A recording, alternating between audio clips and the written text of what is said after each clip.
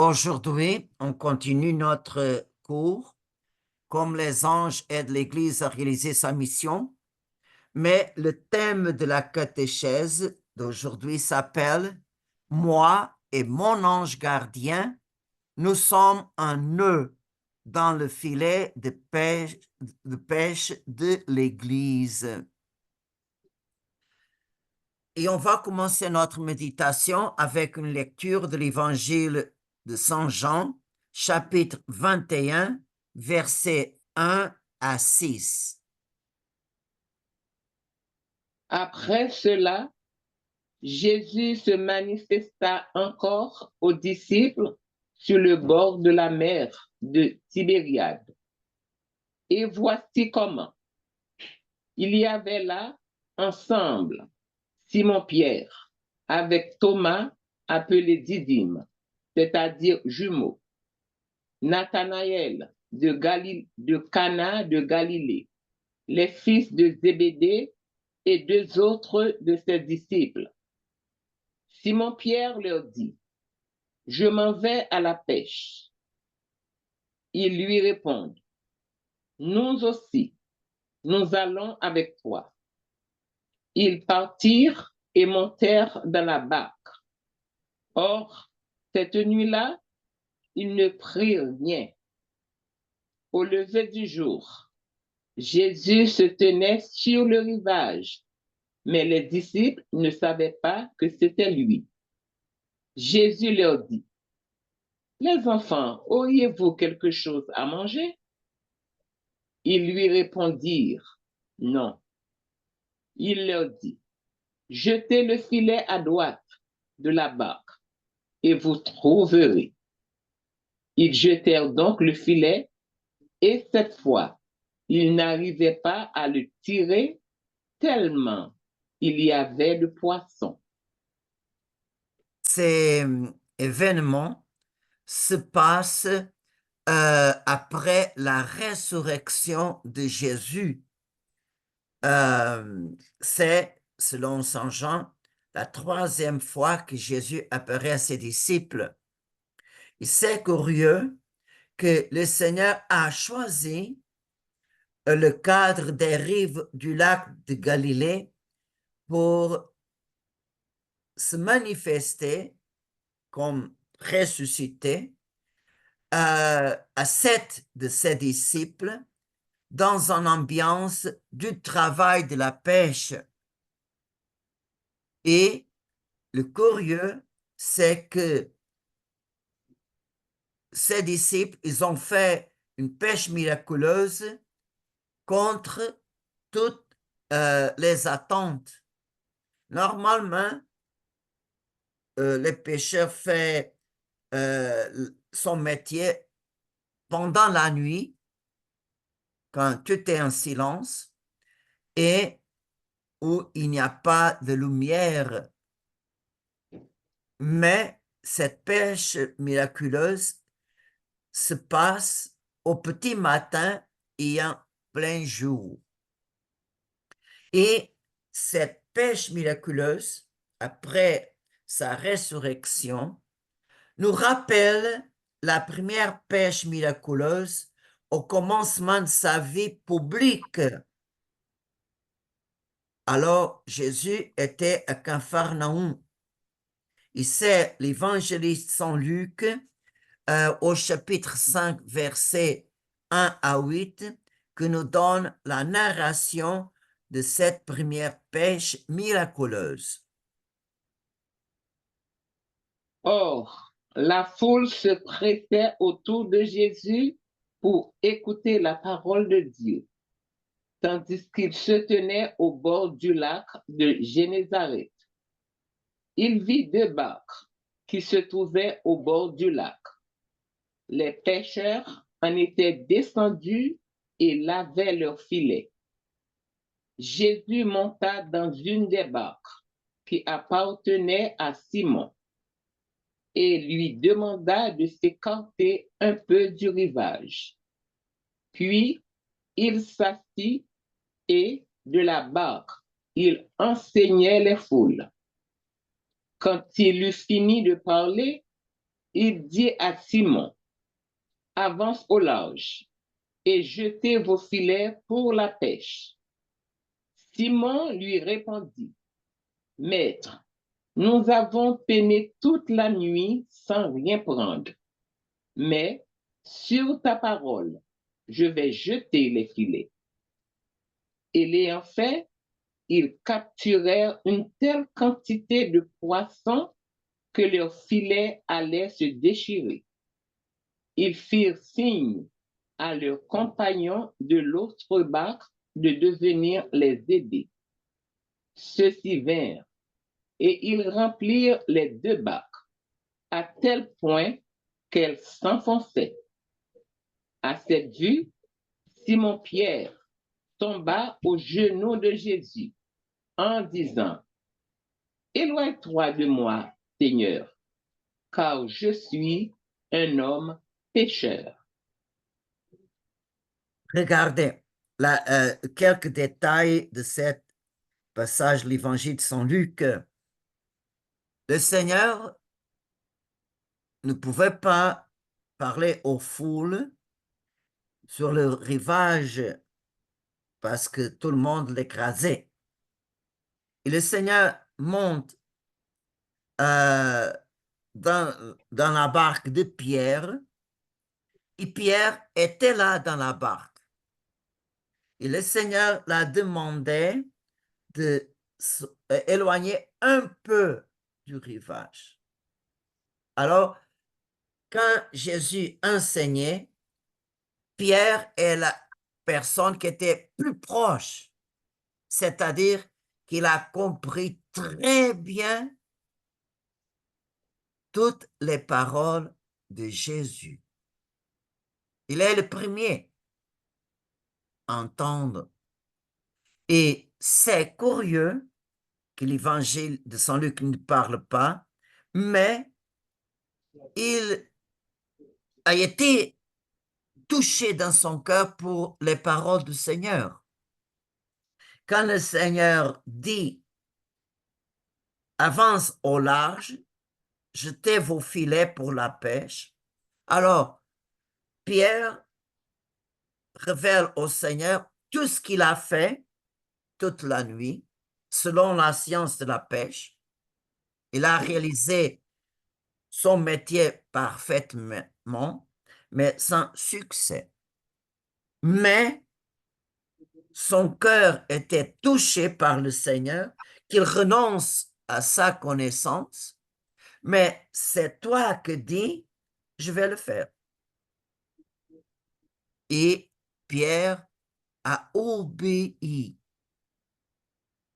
Et on voit que quand Pierre a vu les résultats contre toutes les attentes, il a fait une pêche que c'était nécessaire appeler ses compagnons pour venir avec l'autre barque et les deux barques sont remplies de poissons au point qu'elles s'enfonçaient.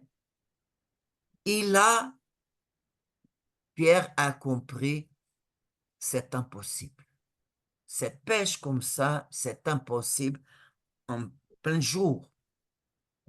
Et il a eu une intuition que l'homme qui était devant lui est un saint. C'est pour ça que Pierre dit, éloigne-toi de moi, Seigneur, car je suis un homme pécheur. Je suis un homme que avoir une compagnie comme moi, ce n'est pas pour toi. Alors, c'est curieux que devant le Seigneur, premièrement par sa parole, et après par la pêche miraculeuse, le Pierre a la intuition qui est Jésus, qui est lui. Et comme réponse de ces actes humbles, le Seigneur fait la promesse n'aie pas peur. Désormais, tu seras pêcheur d'hommes. Alors, le Seigneur l'annonce, l'autre sort de pêche. Et c'est curieux qu'en ces moments, ils ont eu une pêche extraordinaire. Je suis sûr que la famille de Pierre et de ses compagnons, il y avait de revenus pour plusieurs semaines. Alors, parce que les pêcheurs sont eux qui ont vendu le produit de son travail. Alors, Pierre abandonne tout parce que sa famille a des moyens de survivre sans sa présence. La même chose pour Jean et Jacques. Et alors, on voit par sa providence, le Seigneur prend soin des obligations de ses trois disciples et ils ont laissé tout pour suivre le Seigneur.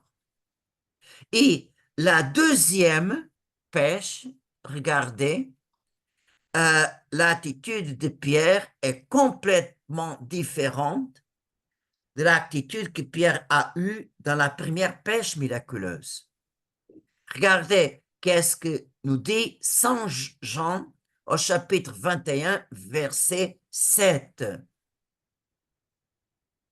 Alors, le disciple que Jésus aimait dit à Pierre, c'est le Seigneur. Quand Simon-Pierre entendit que c'était le Seigneur, il passa un vêtement car il n'avait rien sur lui et il se jeta à l'eau. Regardez, la première pêche, la crainte de Dieu, éloigne-toi de moi, Seigneur. La deuxième pêche miraculeuse, c'est Pierre. Il a tellement soif du Seigneur qu'il se jette à l'eau pour être avec le Seigneur. Quelle différence! Et alors, le Seigneur, la promesse qu'a dit à Pierre, désormais tu seras pêcheur d'hommes. Alors, cette promesse, au commencement de sa vie publique, était une annonce très vague, mais le Seigneur concrétise cette promesse quand il, avec ses disciples, était en Césarée de Philippe. Voilà qu'est-ce que Saint Matthieu au chapitre 16, verset 15 avant, nous dit sur cet épisode. Jésus leur demanda, et vous, que dites-vous? Pour vous, qui suis-je? Alors Simon-Pierre prit la parole et dit, tu es le Christ, le Fils du Dieu vivant. Prenant la parole à son tour, Jésus lui dit, heureux es-tu, Simon, fils de Jonas. Ce n'est pas la chair et le sang qui t'ont révélé cela, mais mon Père qui est aux cieux. Et moi, je te le déclare, tu es Pierre, et sur cette pierre, je bâtirai mon église, et la puissance de la mort ne l'emportera pas sur elle. Je te donnerai les clés du royaume des cieux.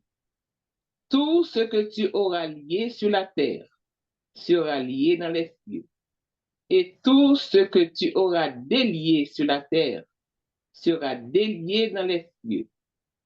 Alors, il ordonna aux disciples de ne dire à personne que c'était lui le Christ.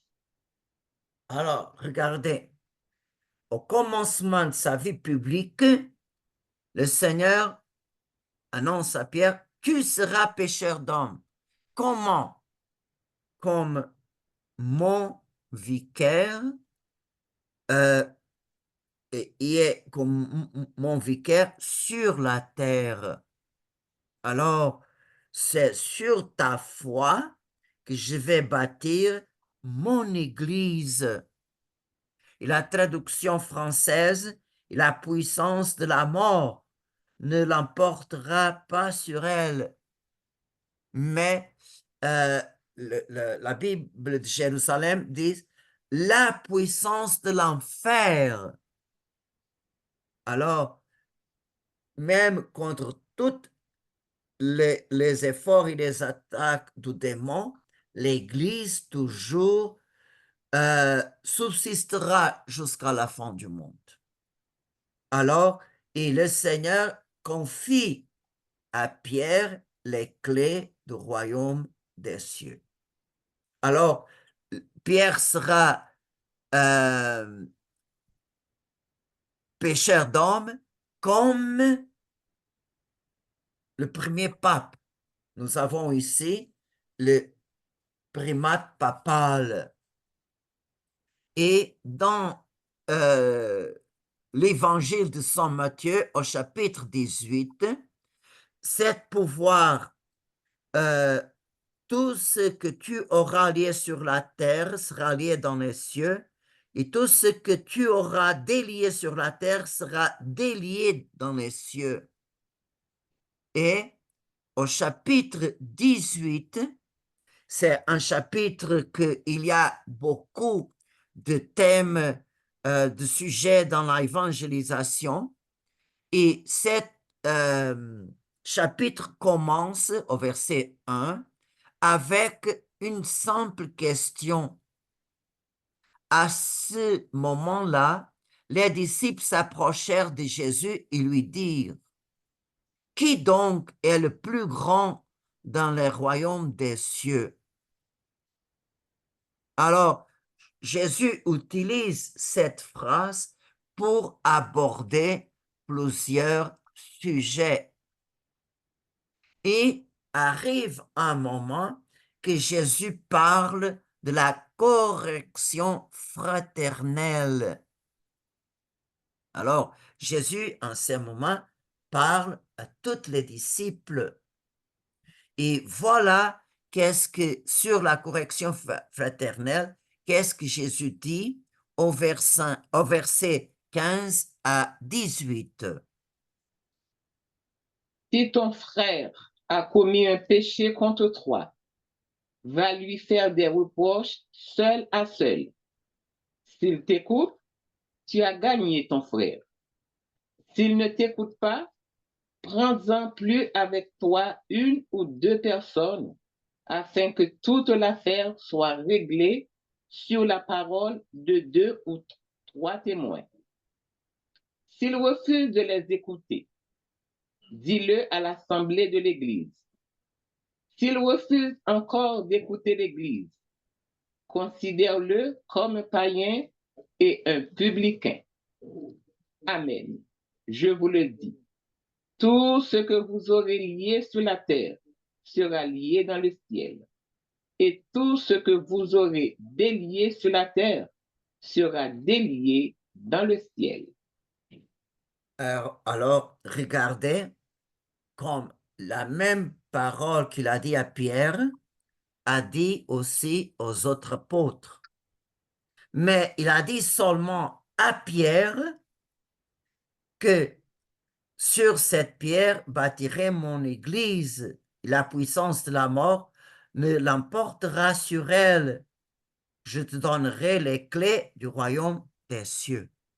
Ça, c'est donné à Pierre.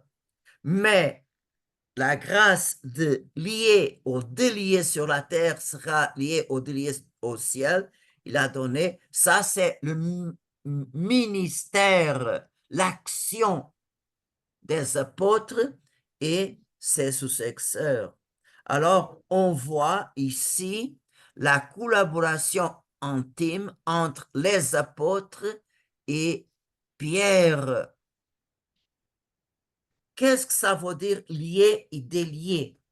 Regardez, je vais utiliser un un exemple des sacrements.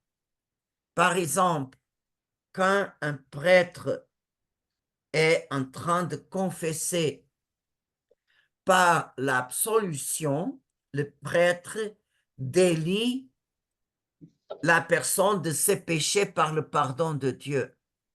Alors, cet pardon qui est donné sur terre, Dieu le confirme au ciel.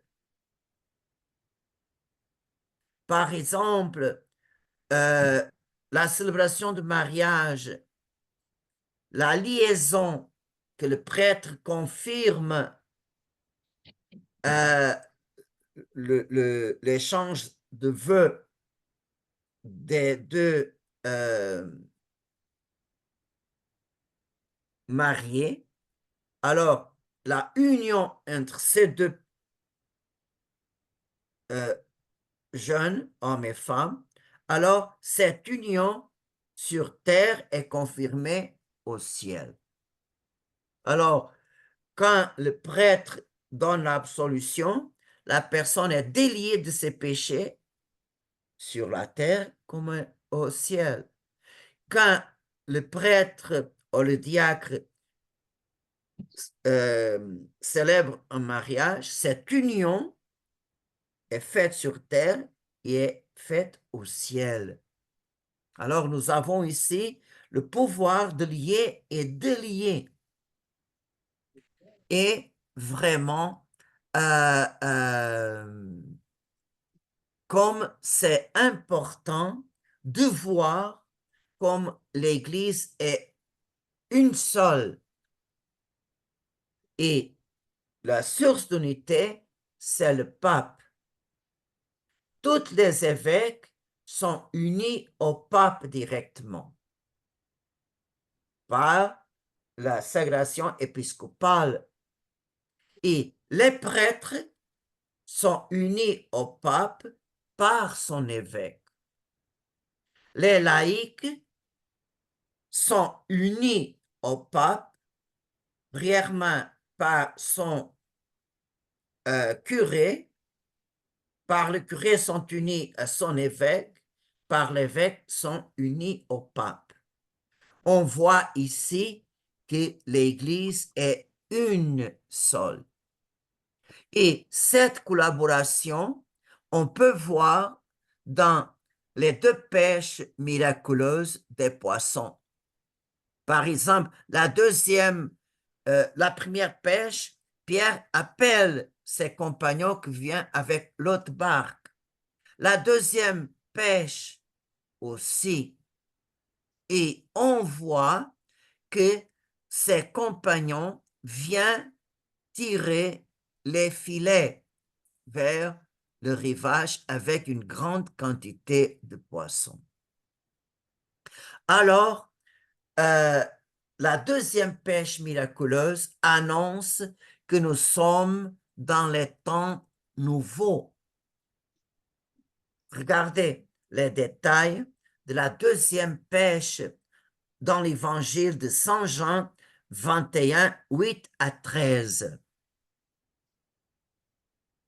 Les autres disciples arrivèrent en barque, traînant le filet plein de poissons. La terre n'était qu'à 100 de mètres. Une fois descendus à terre, ils aperçoivent, disposé là, un feu de braise avec du poisson posé dessus et du pain. Jésus leur dit, apportez donc de ces poissons que vous venez de prendre. Simon-Pierre remonta et tira jusqu'à terre le filet plein de gros poissons. Il y en avait 153. Et malgré cette quantité, le filet ne s'était pas déchiré. Jésus leur dit alors, venez manger. Aucun de ses disciples n'osait lui demander, qui es-tu? Il savait que c'était le Seigneur. Jésus s'approche, il prend le pain et le leur donne, et de même pour le poisson. Alors, dans la première pêche, Saint Luc nous donne ces détails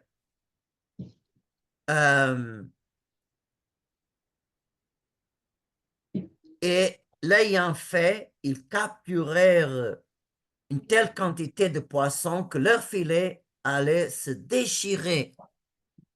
Et la deuxième pêche, regardez de nouveau, qu'est-ce que Saint Jean dit au verset 11.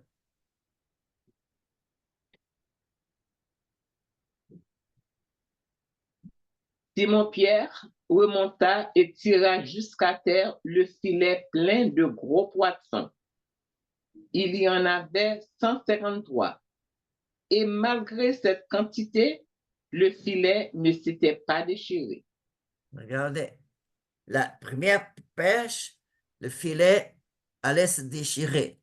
La deuxième pêche, il y avait une grande quantité, les filets ne s'est pas déchiré. Alors, on peut dire que la première pêche miraculeuse représente le temps avant la résurrection. Alors, c'est le temps de la première alliance. Mais à partir de la mort et résurrection de Jésus, Jésus inaugure les nouveaux temps avec la nouvelle et éternelle alliance. Alors, tout ce que le sacerdoce lévitique était incapable de faire, comme par exemple accorder le salut, la rémission des péchés, la nouvelle alliance le fait. Et c'est curieux que Jésus donne aussi à ses disciples le pouvoir de faire tout ce que le Seigneur a fait, jeudi saint. Il donne le pouvoir de pardonner les péchés à la fin de l'après-midi du dimanche de Pâques. Alors, on peut voir que les temps de la première alliance est représenté par l'autre détail de la pêche miraculeuse. Quand Pierre arrive au rivage, qu'est-ce que Pierre a vu? Et, alors, il a disposé là un feu de braise avec du poisson posé au-dessus et du pain. Alors, c'était du pain, c'était du poisson qui était déjà là. Mais le Seigneur veut donner à ses apôtres les poissons fraîches. Alors, le Seigneur ne veut pas donner aux hommes de la nouvelle alliance les poissons d'hier. On peut parler de ça entre guillemets. Mais le Seigneur veut donner les poissons d'aujourd'hui qui sont en train de le prendre. C'est même le Seigneur. Apportez ici du poisson que vous venez de prendre. Alors, par exemple, nous ici au Canada, nous ne pouvons pas manger du poisson fraîche parce que nous sommes très loin de la côte maritime. Mais il y a une grande différence du poisson congelé et du poisson fraîche. Il y a un saveur et même une odeur complètement différent. Et alors, on peut dire, les ouvriers de la nouvelle alliance se nourrissent des poissons qui viennent d'être pêchés. c'est-à-dire des grâces qui viennent d'être acquises par la vie, la passion, la mort et la résurrection de Jésus-Christ. Alors, le poisson qui était déjà là sur la braise est passé. Est passé. Est surpassé. Les grâces de l'ancienne alliance sont surpassées pour les grâces de la nouvelle alliance. Alors, par la résurrection de Jésus, nous avons les temps nouveaux. Et où commence la mission de l'Église de Jésus-Christ? Alors que cette Église est fondée sur la foi de ces 12 apôtres, et alors c'est très important que le 12, c'est la plénitude. De la même façon, dans la première alliance, il y avait les 12 fils de Jacob. Les apôtres sont les 12 apôtres de l'agneau. C'est pour ça que c'est très important, avant la Pentecôte, la élection de Saint Matthias. Et regardez qu'est-ce que dit même le livre des Actes des Apôtres, chapitre 1, versets 21 et 22. Or, il y a des hommes qui nous ont accompagnés durant tout le temps où le Seigneur Jésus a vécu parmi nous, depuis le commencement, lors du baptême donné par Jean, jusqu'au jour où il fut enlevé d'auprès de nous. Il faut donc que l'un d'entre eux devienne avec nous témoin de sa résurrection. Alors, la place de Judas Iscariote était vide. Et avant que l'Église sorte, se rende visible parmi les hommes, c'est nécessaire remplir cette place vide. Et l'Esprit Saint vraiment a choisi Matthias pour remplir sa place. Et alors, au jour de la Pentecôte, nous avons de nouveau les 12. Et quand Saint Jacques, c'était le premier martyr entre les apôtres, a été assassiné pour ordre du roi Hérode, il n'est pas remplacé. Non. Le plus important, c'est quand l'Église est née, quand l'Église sort, quand l'Église se manifeste, les 12 sont là. Et le pouvoir des 12 se passe à ses successeurs. Je suis sûr que Saint Jacques était le premier évêque de Jérusalem. Quand il a organisé l'Église de Jérusalem, bien sûr qu'il y a ordonné des prêtres, comme il a aussi les diacres, et aussi il y avait aussi d'autres évêques pour le remplacer. Et alors, on voit que le temps de l'Église commence au jour de la Pentecôte et termine quand le Seigneur reviendra accompagné pour tous ses anges. Et alors, le Seigneur laisse l'Église ce temps-là pour comprendre la mission que le Seigneur nous a donnée avant de partir au ciel. C'est le dernier alors ordre que le Seigneur confie à ses apôtres avant l'ascension. Cette narrative est au Évangile Saint Matthieu, versets 28, 18 avant. Jésus s'approcha d'eux et leur adressa ces paroles. Tout pouvoir m'a été donné au ciel et sur la terre.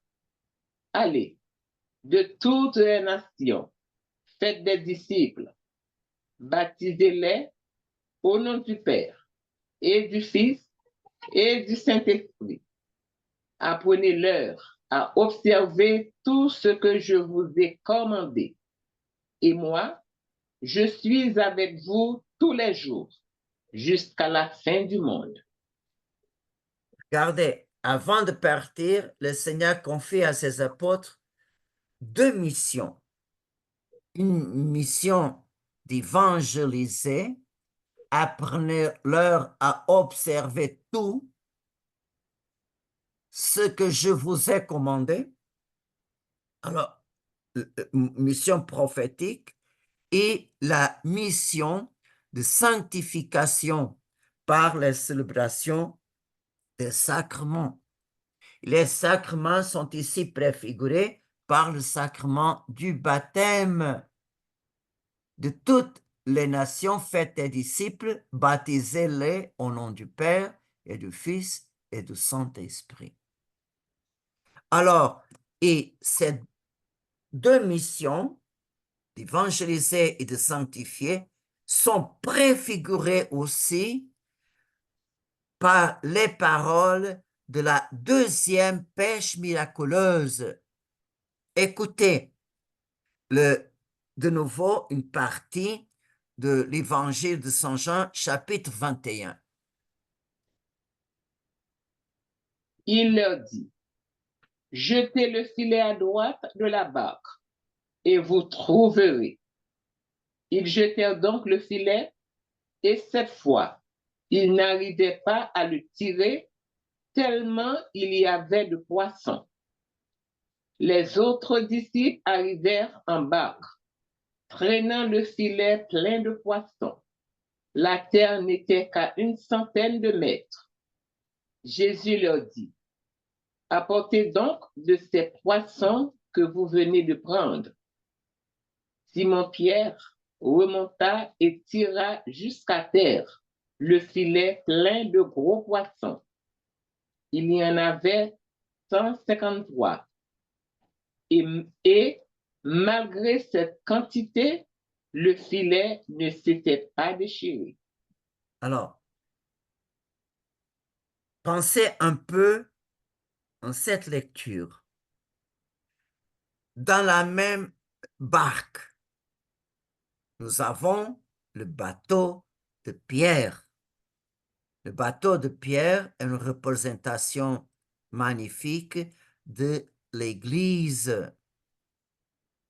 Alors, le Seigneur demande aux 7 disciples qui étaient à l'intérieur de la barque, jeter le filet, mais dans la bonne direction. Et ils ont suivi la parole. Et alors, on voit qu'ils, guidés par la parole du Seigneur, ils jettent le filet et voilà la pêche miraculeuse.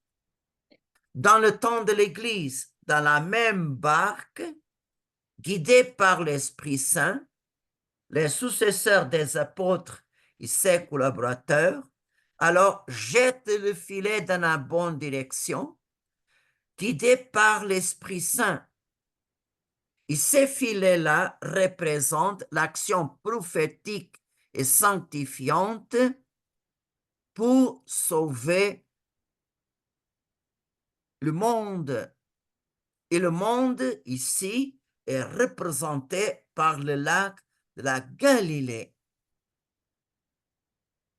Alors, la mission universelle est faire la pêche de tous les hommes, de toutes les races, de tous les pays, de toutes les langues, de toutes les cultures. Tout le monde est appelé à faire part du peuple du Seigneur.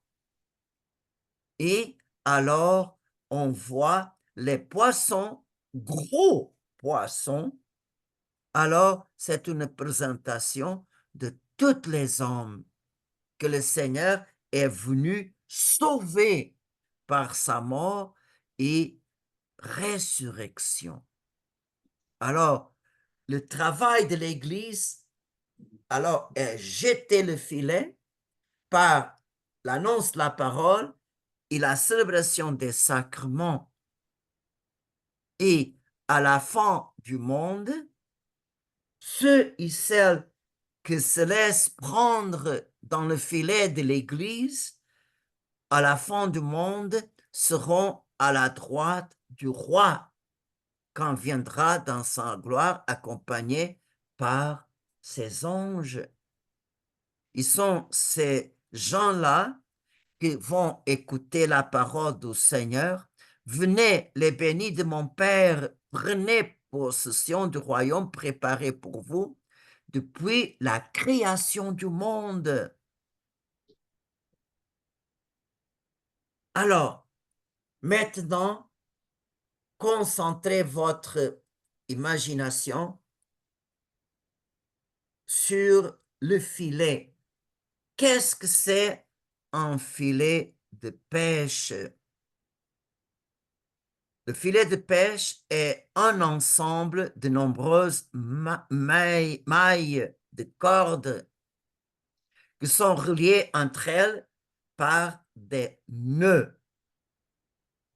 Et les nœuds devront être très solides pour que l'ensemble du filet puisse remplir sa fonction de pêche. Quand un nœud est faible, le filet va se déchirer en ses points faibles. Alors, les filets sont nombreux. Pardon, les nœuds du filet sont nombreux.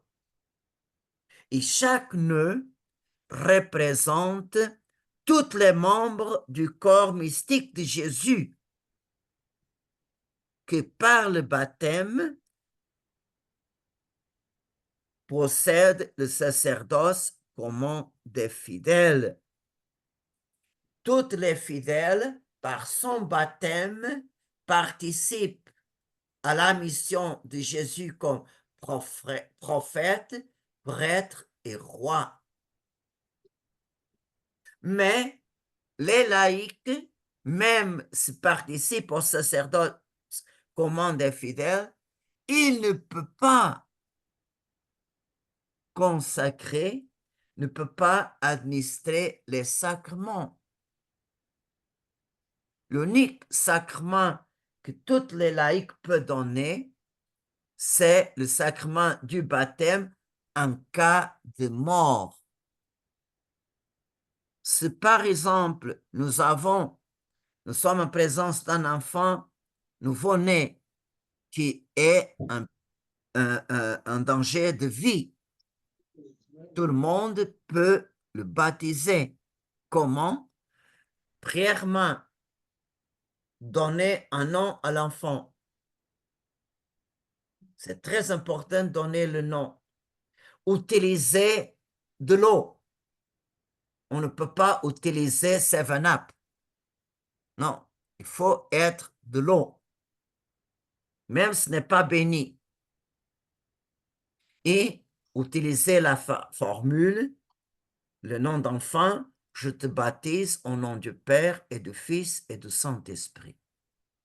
Alors, pour que le baptême soit valide, c'est le nom d'enfant, de l'eau et la formule du baptême. En cas de mort, toutes les baptisés peuvent, toutes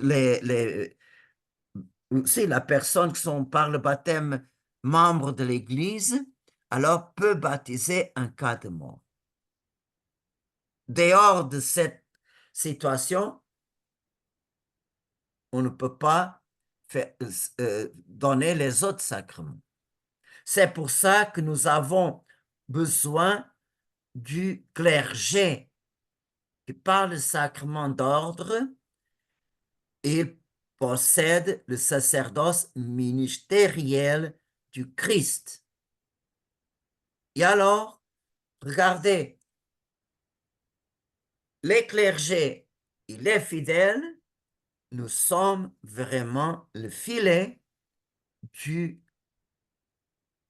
de la barque de Pierre, du corps mystique de Jésus. Mais par notre nature, le clergé et les laïcs, les fidèles laïcs, nous sommes tous fragiles. Et c'est pour ça que tout le monde a besoin de la sanctification par les sacrements. Les prêtres, même s'il est prêtre, il a besoin du sacrement du pardon. Il a besoin du sacrement de l'Eucharistie, de la communion. Il a besoin de la prière pour se fortifier contre les tentations du démon. Et pour nous tous, notre conversion est très lente et difficile. Tout le monde, vraiment, nous avons des chutes, même si on confesse nos péchés. Notre force de volonté est brisée. On veut, on donne un pas et on recule. Nous sommes tous dans l'état de recommencer, de recommencer, recommencer. Et c'est pour ça que nous avons besoin de l'aide des anges. Et c'est le Seigneur même qui nous dit dans la lettre aux Hébreux, chapitre 1, verset 14, les anges sont au service de Dieu, un premier, et que le Seigneur les envoie en aide de ceux et celles qui doivent avoir un héritage, le salut. Pour arriver au salut, pour arriver au ciel, nous avons tous besoin du ministère angélique. Et c'est pour ça que Dieu envoie un ange comme gardien d'une fille ou un fils de Dieu qui est né dans les eaux du baptême. Et alors, pour que le nœud, la place où Jésus nous a mis, pour que notre nœud ne se déchire pas, il nous a unis à notre ange gardien. Et c'est très important qu'on renforce cette union à chaque jour. C'est très important. Notre nœud sera plus fort dans la mesure que nous sommes unis d'une façon viventielle avec notre ange gardien. Alors, on peut aussi, dans la deuxième pêche miraculeuse, on peut voir cacher la présence des anges. Ou, regardez qu'est-ce que dit Saint Jean au verset 11. Simon-Pierre remonta et tira jusqu'à terre un filet plein de gros poissons. Il y en avait 153. Pourquoi l'Esprit Saint a inspiré Saint Jean à écrire cette quantité? 153. Alors, si on fait une addition, 1 plus 5 plus 3, nous avons le total de 9. Il y a ici une liaison aux 9 cœurs des anges que Dieu met à notre service, au service de l'Église, au service de toute la création. Et c'est très important de avoir cette conscience par la communion de vie, laisser notre ange gardien entrer dans notre vie. Alors, par cette communion de vie, l'ange, lentement, va nous transmettre ses vertus afin que notre caractère qui est brisé par les conséquences du péché originel, se forme d'une façon solide selon la volonté de Dieu. Et on peut poser cette question, quelles sont les vertus que l'ange va nous transmettre? Bien sûr qu'on ne peut pas énumérer ici toutes les vertus des anges fidèles parce qu'ils sont saints en toutes les vertus. Mais nous avons quelques-unes qui sont les plus évidentes pour nous. Leur fidélité inébranlable à Dieu, leur prompte obéissance à la volonté de Dieu, leur humilité à servir, même sans aucune reconnaissance de notre part, leur amour inconditionnel pour Dieu et pour nous, même si nous ne leur rendons pas l'appareil, son silence face à tous nos bruits.